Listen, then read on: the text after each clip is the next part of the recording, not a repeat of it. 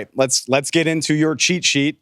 That is why we are here. I think this is the third year you're doing this for us. It is must see, must read content. Actually, a guy that has already started his season. Speaking of the Kansas City Chiefs, it's very interesting to think about. I mean, who knew who Isiah Pacheco was at kickoff weekend last year, and now obviously you know how that went. And I am fascinated in that story. And he didn't even, I mean, Rutgers University, come on. I mean, what a cool story is that?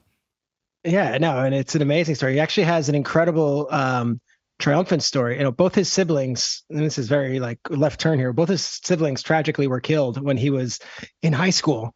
Overcame that, ends up at Rutgers, becomes a star at Rutgers, but the thought was too small, can't get it done.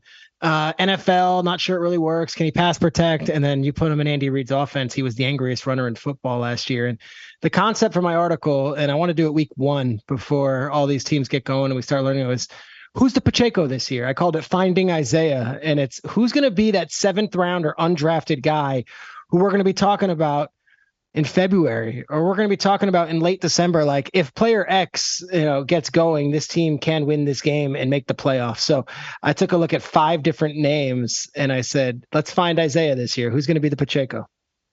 As somebody who follows the draft, I've religiously followed every draft since 2013. So this topic speaks to my heart. Like nothing. I wind up drafting way too many like day 3 guys in fantasy because I convinced. Yeah, like it's easy to fall for it. But like I'm fascinated to hear this list. I'd love to go through this with you.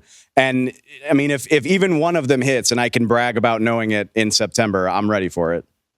Yeah, well, I'll tell you, week 1, these guys are going to get action, and that's because of the sources I speak with at all these different teams. And the first one is Demario Pop Douglas, who's a 5'8" wide receiver out of Liberty who went in the 6th round to the New England Patriots. And they didn't showcase him a lot in preseason, and he didn't get a ton of looks in any of the national games that are the highlights that you would see during August. But they've got a spot for him on the lineup. He made the team. He's going to have kind of an underneath role, also maybe punt returns. But Pop Douglas out of Liberty, a 6th round pick. And if Belichick is playing a 6th round pick, and I know there's obviously, I'm going to easily go down a Brady line, but if Belichick's trusting a wide receiver enough to be on the field as a 6th round pick as a rookie, you better believe he's going to be a piece of the offense. They play the Eagles on Sunday over on CBS in a big showcase game. Brady's first return. Don't be shocked if number 81, Pop Douglas, is making some plays. I pride myself following the preseason. Like as soon as you said that they're not showcasing him in the preseason, I'm like, oh, that's really fascinating. It's something. The next guy I went with, he's out in LA with you, Puka Nacua, the wide receiver for the Rams. Again, you're not hearing anything about the Rams right now. Everyone's down on the Rams, and Cooper Kupp's hamstring is the big story. But they do have to play football games, and they do have to have receivers on the field. And they like Van Jefferson. They like Tutu Atwell, 2 homegrown guys they've had. But Nacua, who also 117th pick out of BYU, an absolute stud during camp and preseason. And speaking with Sean McVay, he's very high on Puka Nacua. Not a household name, wasn't drafted in any fantasy leagues, but don't be shocked. They're playing the Seahawks, and all of a sudden you look up and it's 6 catches for 58 yards. Puka Nacua. Okay, that's all well and good. I mean, those guys at least are draft picks. This next guy, not even drafted. I love the detail here. Tell me about Ivan Pace up in Minnesota. Ivan Pace Jr. out of Minnesota, unanimous All-American at Cincinnati, but he's undersized. So undrafted guy. One of these stars that was a big college player. We've seen it a million times before, Dave, where the guy puts up huge numbers in college or is the college leader on defense and just doesn't get drafted. Scouts just don't see it. Sure enough, the Vikings see it. They bring him in.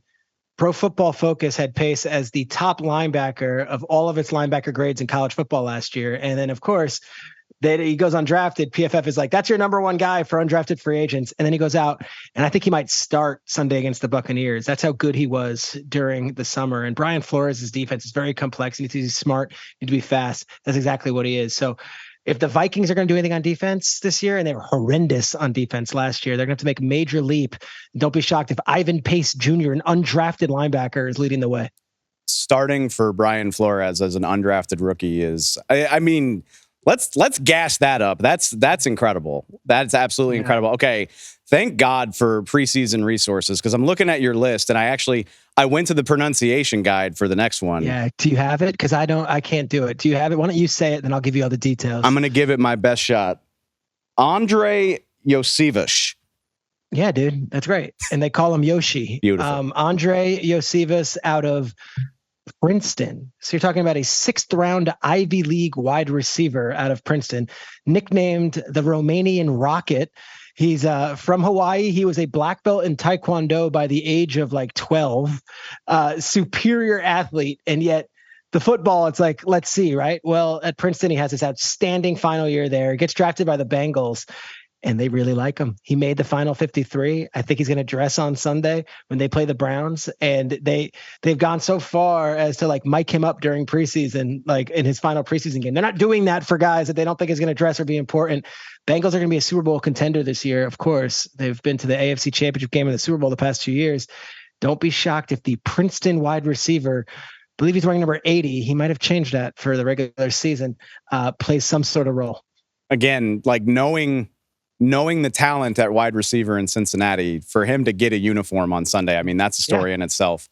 All right. Yeah. Last guy on your list, which I'm so glad to see him getting some shine, because Roschon Johnson. I'm going to ask you for your insight as a Texas man yourself. So Roschon Johnson's my guy. Yep. And the size is 225 pounds, and he's running back, and I think he's going to get carries in that Bears offense. But I'm going to cede the floor to you, because I'll be completely honest with you.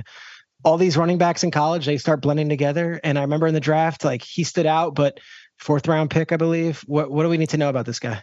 I firmly believe that Roschon Johnson would have started at, 80% of the programs in the nation, probably higher than that. Like, Roschon Johnson could have had a much better college career. He just happened to get to Texas at the same time as a guy named Bijan Robinson. That's not his fault. How amazing is that? Actually, he's the backup. The crazy thing is, Roschon Johnson sat out of his bowl game in order to preserve his health, and like, no judgment here, but I was like, man, are you sure about this? Because, you didn't get to play as much as Bijan did. And sure enough, he gets drafted relatively highly for a backup running back. He's in a good situation in Chicago. He's a rumbler. He's a physical guy. Like, he's absolutely a guy that I could see winning Angry Run of the Week. I absolutely love the pick. And like I said, I'm glad to see him getting some shine here. It's kind of cool. Like, there's been those in the past. I remember when Cadillac Williams and Ronnie Brown went in the same class, but for Bijan Robinson to be the most heralded running back in, just say probably since Saquon, and for his backup to also get drafted says a lot about both of those young men. But yeah, I know the Bears, Khalil Herbert is probably the one drafted in fantasy leagues. Don't be shocked if Roschon Johnson's carrying a lot of balls this year.